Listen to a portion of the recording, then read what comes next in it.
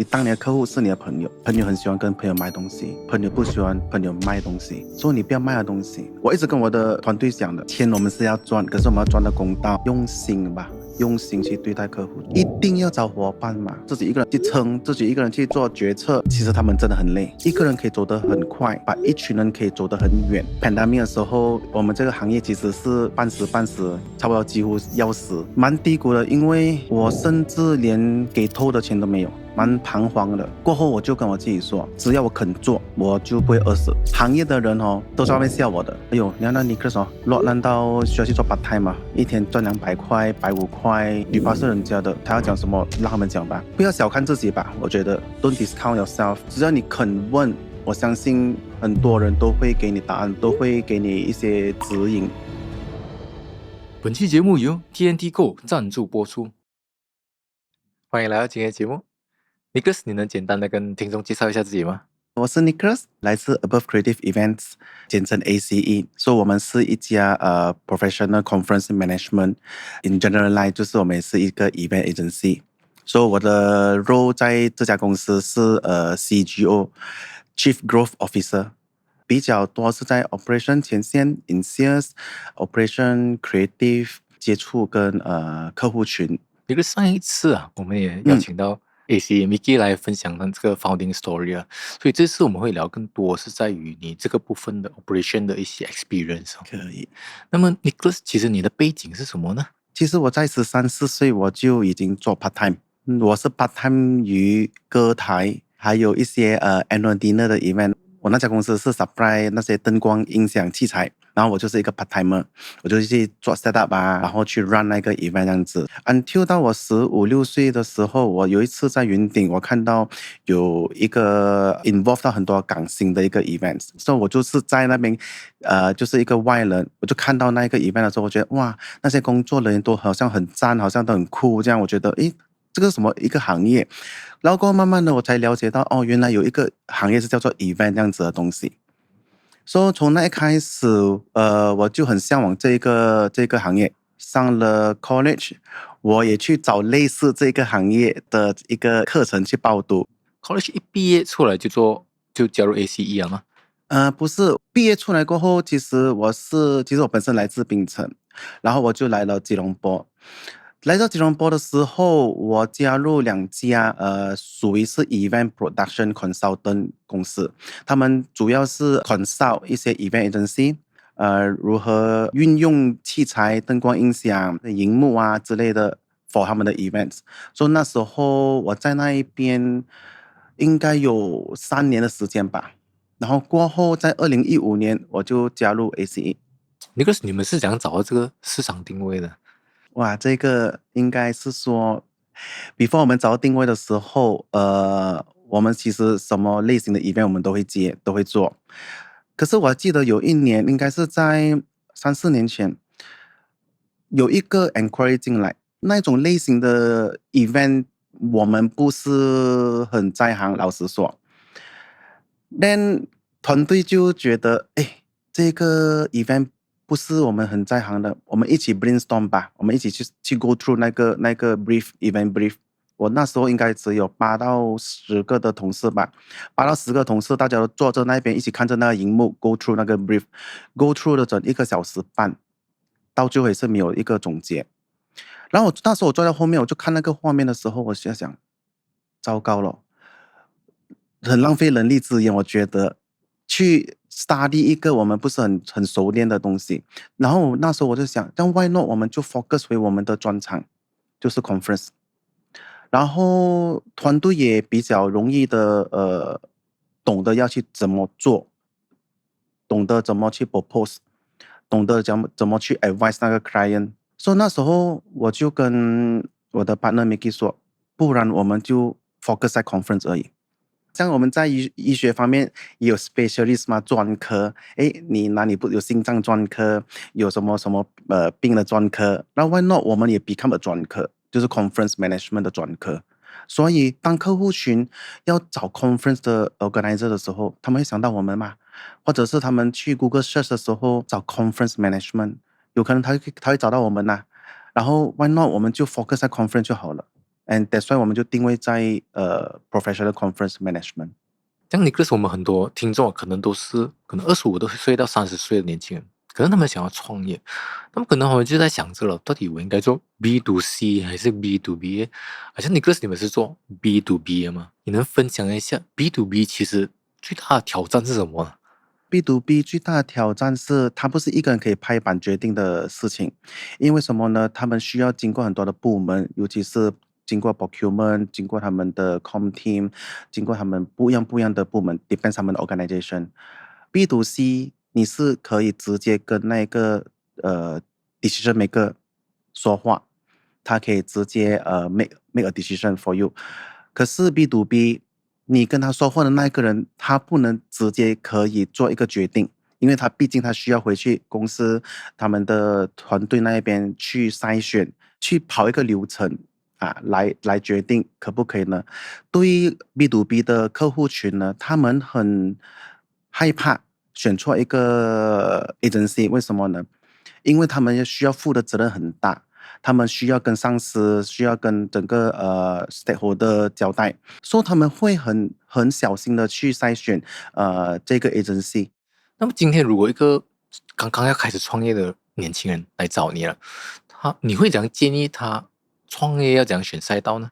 可以先考虑做你所熟悉的东西吧，因为不熟悉的东西，毕竟你会遇到很多挑战，你自己也不懂，你自己也 forecast 不到，到底你会面对的问题是什么。做你熟悉的东西，然后当你选择的那一个行业还是赛道的时候，你可以参考一些行业第一的大哥大姐们，或者是甚至是世界第一国外的，还是 regional，就是 maybe 亚洲还是欧洲第一的那些公司来做一个参考，看看他们做对了什么，然后为什么他们可以那么成功呢？今天有机会的话，你甚至也可以看，他们一开始的时候又是怎样子成立的，因为我始终很相信每一个大企业，今天我们看到的大品牌、大企业，其实他们也是从小开始。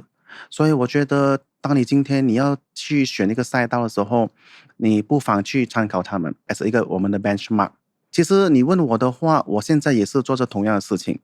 我们是 event agency，其实我也是在参考这国外世界第一的一些 event agency，为什么他们可以从一个 local 品牌可以做到现在是一个世界品牌，就是去到一个来 MMC globally 很国际化，我们也是在向他们学习。所以你是说先做自己比较熟悉的行业，对，如果这几年你在进入这个行业啊，maybe 从这边去开始一个切是，入点呢？其实我也是真的是做着我熟悉的行业，嗯，就好像我刚才有提到我从10多岁我就开始做 part time，在这个很类似的领域呀，所以我就继续做我熟悉的东西吧。一个其实我觉得你们在市场定位啊嗯。和差异化做得非常好，就好像年轻人他们要刚刚出来创业，其实这一块会是一个他们的 challenge 啊。你有没有一些 advice 可以给年轻人，他们怎样去做好市场定位啊和差异化这一块呢？我觉得用心吧。我时常跟团队说一样事情：你当你的客户是你的朋友，你不要急着卖他东西，你先了解他要的东西是什么。Treat your client like a friend，因为我们一直信念一样东西，就是朋友很喜欢跟朋友买东西，朋友不喜欢朋友卖东西。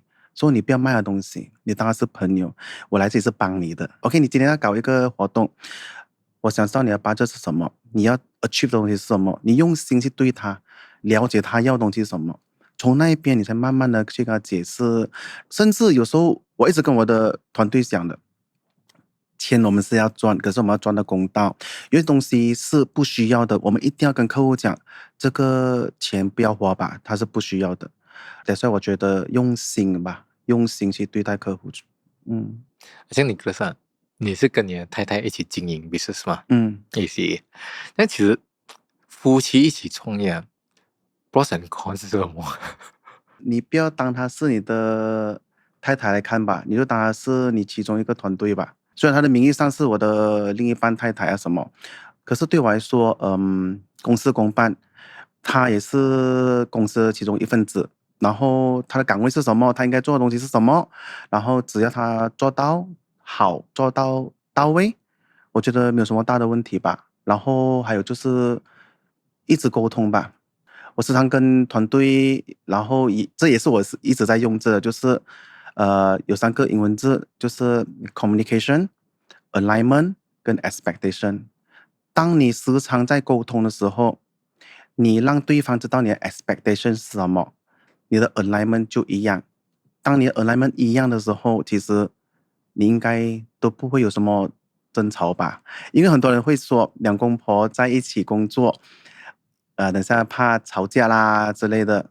然后我觉得比 professional，只谈公事，不要掺杂私事在里面。当你在谈这公事的时候，有时候我觉得更好啊，因为大家可以互补我们的短处。有可能他强在这一块，比如说好像他是在公司他是负责 marketing、HR、finance，说好像聘请人之类的 interview 啊，什么都是他来做，然后 marketing 也是他来领导，这是他的强项。这个我不强啊，所以我也不用去学，因为他会做，极好。我觉得你就真的是当他是一个团队的一份子吧。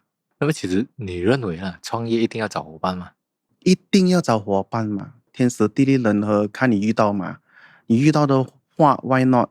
有一句话，一个人可以走得很快，把一群人可以走得很远。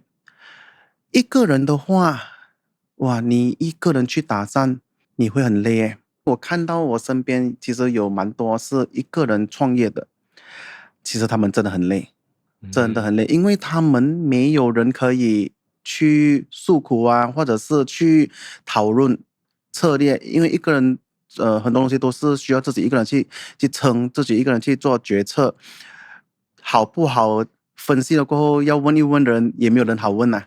所以我觉得有伙伴是一个不错的一个选择吧。假如你要找伙伴的话，这样我有一个建议啦，找你那个伙伴哦，他的强项不是你的强项，这样你们就不会有冲突。那么像你们做这一行，其实你认为圈子对你来说有多重要呢？非常重要。嗯，圈子越大，机会就越大。圈子是一个让你一直无限的去扩展的一个机会。你没有圈子，假如我现在只有这一个圈子，我永远就在这个圈子，我的生活、我的机会就在这个圈子。可是踏出这个圈子的时候，我又接触到另一个圈子，我有第2个圈子的朋友，我去第3个圈子，有第3个圈子的朋友，所以我觉得圈子很重要，因为它是一个机会吧。那么对于年轻人来说，他们可以怎样去拓展他们的商业圈子呢？参更多不一样的人吧。像我们会时常去一些企业的活动，然后看市场有什么人想要去认识的，我们就会找机会去，就是去认识他们，或者是就是通过朋友啊之类的去牵线，让我们可以跟他们见个面啊，了解听他们的 business journey 啊。还有就是我们会参很多企业活动吧，当有机会去参企业活动，我们都会去参与，然后从那一边认识不一样的朋友。当你看到有什么一些 sharing session 的时候，我觉得有那机会的时候，你就要去参与，你不要觉得好像害羞啊，还是感觉好像没有那个必要啊之类的。因为我觉得学习是一个很珍贵的一个点吧。可是你有自己的 mentor 吗？有，你认为做生意有 mentor 和没有 mentor 差别大吗？很大。当我还没有 mentor 之前，我都不懂我是那么的小。当一个人去到一个 stage，你觉得诶，我觉得我蛮成功的时候，其实是很可怕的。然后当我有一个 coach 的一个 mentor 的时候呢，我可以知道其实我还可以去到哪里。把另一个点更重要的是，我们可以少走很多冤枉路。pandemic 的时候，我们这个行业其实是半死半死，差不多几乎要死。可是当我们要投入一个新的，就是我们要做 virtual 线上的时候，我们要投入的那个资金 capital 很大。那时候应该是讲着300到400千，可是那时候我们就很不懂应该要去投资嘛，要去做嘛，因为不懂市场可以接受嘛，可是你一丢这一笔钱下去，你不懂成功还是不成功。那时候我们的 mentor 就做事跟我们一起去分析，然后结果我们拿到的答案是 is a good to go，and that's why 是一个属于是一个很 successful 的一个 advice 吧，from 我们的 mentor。sometimes 他们可以 based on 他们的 experience 给比较客观的一些建议了。他会一直尝试去问我们问题吧，让我们去找我们想要的答案吧。哦，这个说得很好哎，因为很多人其实你有很多想法嘛，我 sometimes 我们需要一些 clarity 啊，也是在 对对 business 上。对对对，然后 mentor 可能做一件事情，他不一定，他可能在你行业不一定比你厉害，他就会懂得去 throw 你 question，是 让你 true 去思 question，考，maybe 对，from 那个 question 的 challenge 你的时候，你会去找到你要的答案啊。是因为现在我的 mentor 其实他也不是我这个行业的人来，他们的 advice 其实是更客观的，他会从更不一样的角度来看待每样事情。林克斯刚才你提到，就是你跟你的太太一起合伙 partner 嘛，一起嗯 partner 做这个经营这个生意嘛。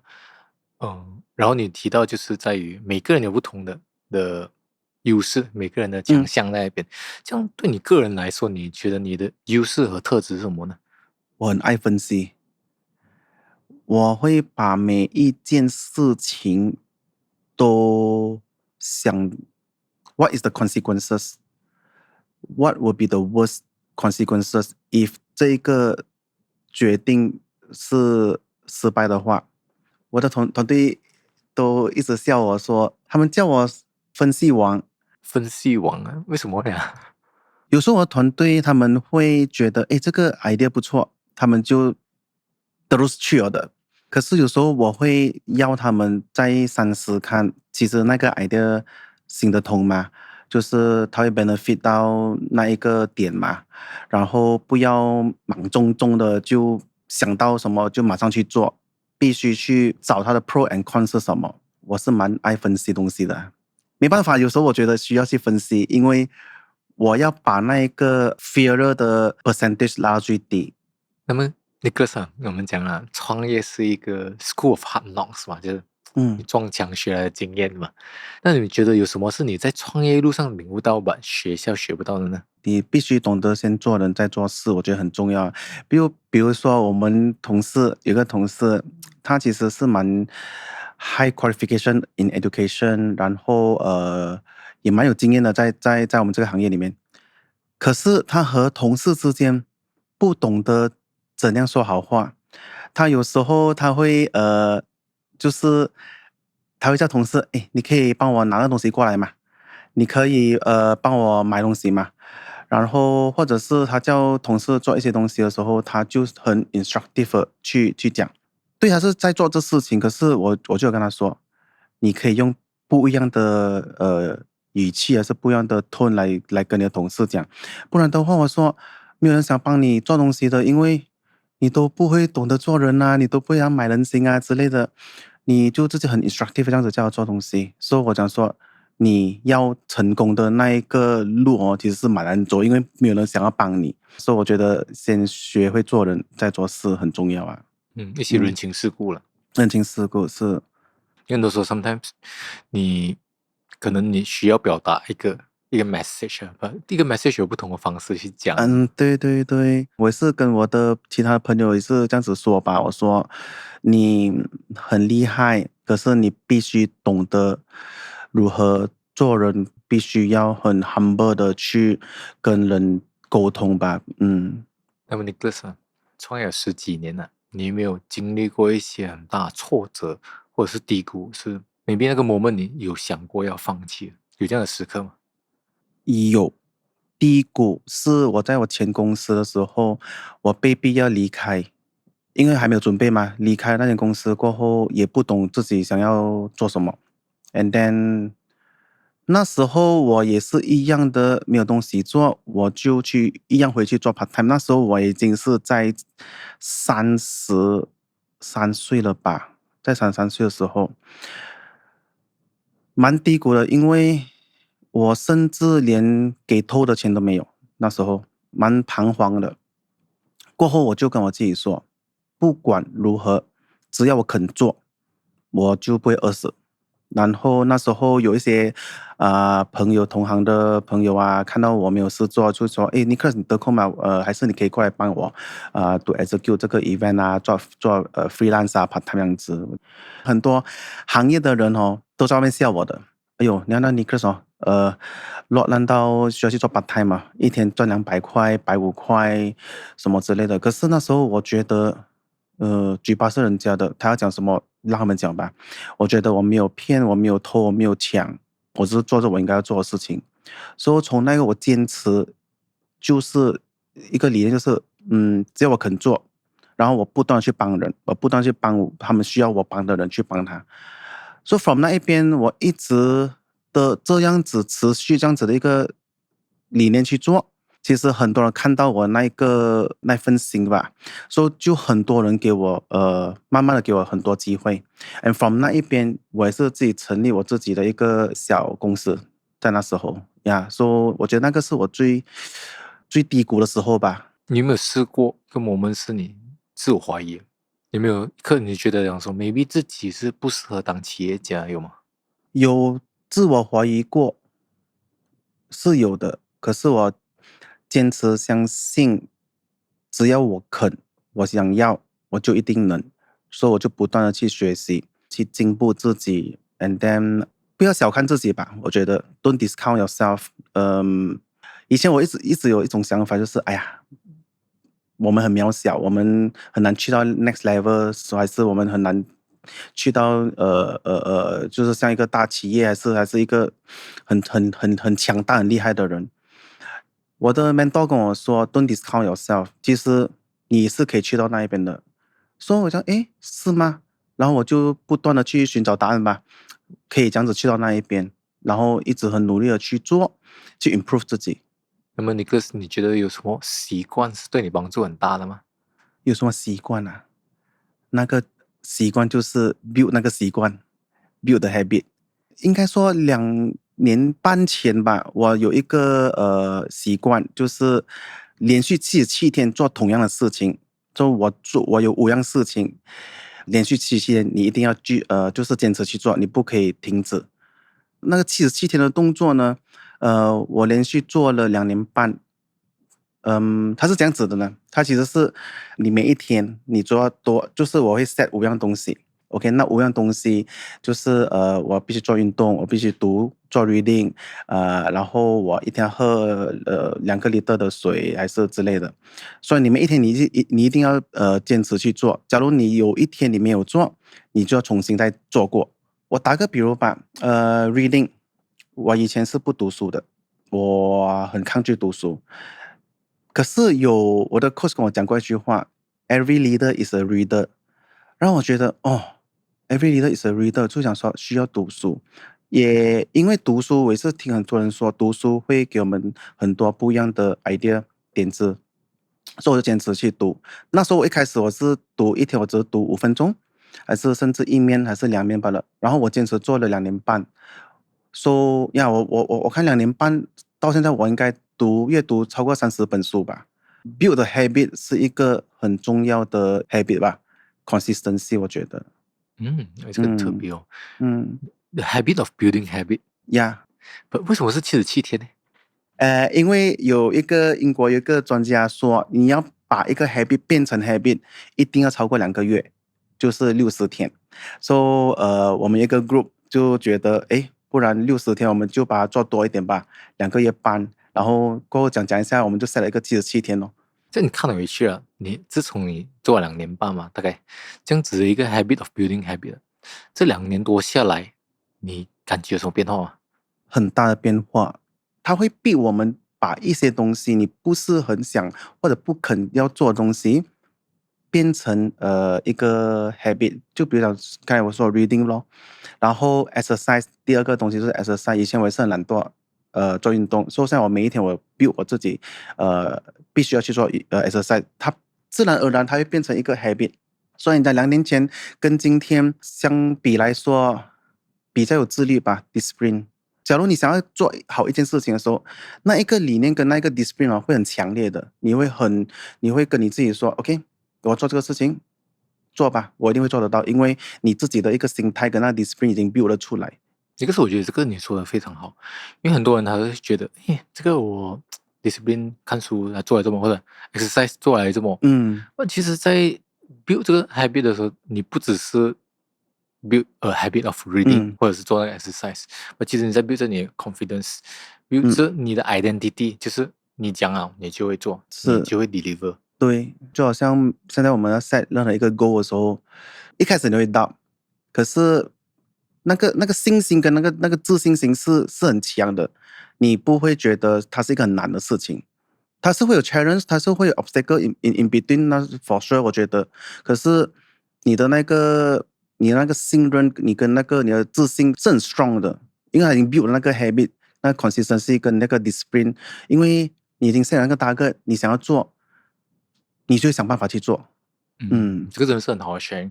如果正在听的他们听众啊，如果觉得讲说自己是一个 low self esteem 或者是比较缺乏 confidence 的人，你可以 start from anything that 你 maybe 一直以来想要做吧，没有去做，就 maybe can try 这个你刚才提的77天的是是是一小是，件事情，只做一点点呐、做一点点一做一是 点点。maybe 我给一点 idea 点子，你 set 至少五样东西，那五样东西包含的三个就是 body, mind and soul。body 就是 anything benefit to your body, anything benefit to your soul, anything benefit to your mind. So that's why reading 是 to enhance 我们的 knowledge 嘛。然后喝水这些很小的一个动作，说以前我是很懒惰带水罐出去的，所以现在我会 build 一个 habit，就是我每天都会带着水罐。为什么？因为我要逼我自己喝2个liter的水，也是从那边 build 出来。So body mind soul，现在我会每一天逼自己跟人家connect，就是打个电话也好，WhatsApp 去问候人都好。这个也是我现在一直在做着，我逼着我每一天都要去做，所以我每一天都要去 connect 一个人啊，就是不管他是什么朋友也好，even though 你的 supplier 也好，还是你的客户也好，所以我逼我每一天都要做这个动作，所以我就把它放进我这个5样事情的其中一样，所以我逼我自己做。啊，所以就这个已经逼我出来，说我惊输嘛，我怕人笑我，以为我没有做一个，我要重新开始过，所以我就把我不是想要做的东西，把它放进去，变成是一个，因为这些东西都是对我们好的嘛，所以我就把它放进去了，说我逼我自己去执行了。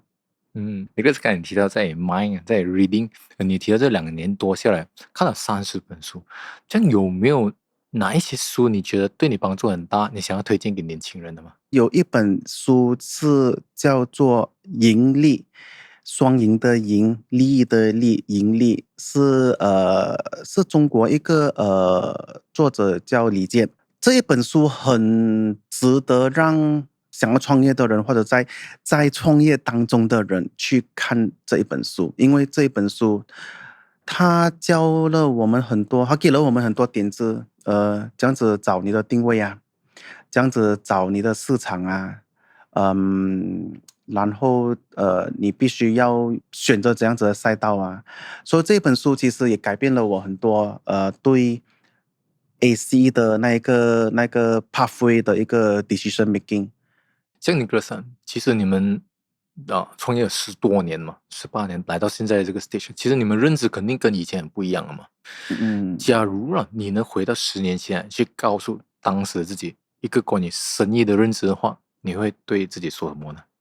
设定目标吧，听起来好像很简单，其实设定目标，我们只是在2、3年前的时候才有设定目标，以前我没有设定目标，嗯，真的是 happy go lucky 咯，有的做就做，然后就见步行步，有工来我们就开工这样子，然后一年可以做到多少的 revenue 啊，可以 hit 到什么，想要达到什么，没有，之前我们完全没有。就现在我们也是跟我们的团队说，每一个团队我们都要他们设目标，for 每个 quarter 也好，一年都好，我讲你们设小小的目标，为什么？因为当你设了目标，你就会一直向往着那个目标去执行去追。没有目标，你真的很彷徨。你365天，一年过了过后，其实你也不懂，其实你得到了什么，你就真的是很普普通通的过每一天。可是当你设目标了过后，你肯定会进步，因为目标就是带动我们去另一个 stage。So 我觉得，假如10年前你问回我的话，设目标给自己吧。因为真的很重要，没有目标你真的很 lost 啊。有时候我觉得，有了目标，你有一个 North Star 去嗯，引领你前往一个对方向了。对对对。那么Nicholas，你觉得了，现在的年轻人他们面临最大的挑战是什么呢？有一些我觉得他们成功得太容易，又或者说，年轻人有一个我看到的一个迹象是，很容易膨胀。当他们有一些成绩的时候，他们就会觉得自己很了不起了什么。我觉得这个是很危险的一个动作，因为今天你到这里，其实外面还有比我们更厉害、更成功的人一大把。当你 achieve 了一些东西，我觉得不需要太过的膨胀，继续努力的去进步，或者是好像今天我创业，我做了第一个 million，我很开心，自满，够，不要膨胀，set 另一个目标给自己，OK，maybe 明年我要做1.5，过后我要做3个 million，你一直去追，然后当你 hit 到庆祝 OK，可是真的不要膨胀，我觉得我看也没有很多，有啦，真的是有太多年轻人很容易膨胀，他们觉得很足够、很满足了，我已经很了不起了，我今天做了3个 million、5个 million，so what？因为做30、300 million 的人大把在外面，所以我们是很渺小的，所以我觉得不要太快满足吧，一直不断的逼自己去进步。可能你要走出去跟更多人交流，嗯，会看到世界比较大，是，或者是看到原来自己还可以做得大很多。还有很大的空间可以再继续的进步，这样子。因为认知还没有到的时候，可能觉得 ceiling 就在那边。对对对，走着原来天空那么大。是。Nicholas，你可以分享一些对年轻人很重要的思维吗？我也是时常跟我的团队分享一句话，就是多劳多得，少劳少得，不劳不得。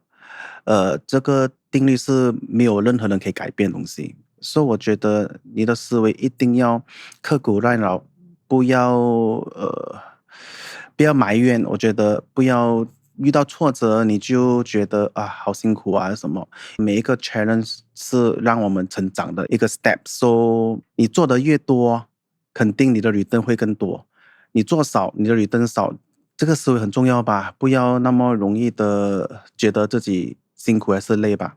最后了，可能一些年轻人，可能他们现在正处于人生的十字路口，在做着人生重要的抉择。你有什么话想要对他们说吗？当你在十字路口的时候，你必须去 gather information，然后去 make 一个 decision。然后我觉得最重要是要在对的地方找到对的答案。怎么说呢？假如今天我遇到这个 e-commerce 上我遇到问题，我的流量很低，这样你应该去找 e-commerce 的大师啊、成功人士去问。好像今天我的业绩不好，好像我有卡着我的业绩，这样你应该去问一些同事还是一些其他行业的那种企业就是他们的业绩很厉害的，还是他们做营销很厉害的人。所以我觉得应该要在对的地方找到对的答案，不要不好意思去询问去问人，没有什么东西是好害羞还是怕人家知道的，只要你肯问，我相信很多人都会给你答案，都会给你一些指引。还有一句话，我觉得放下你的 ego，向比我们更厉害的人去学习。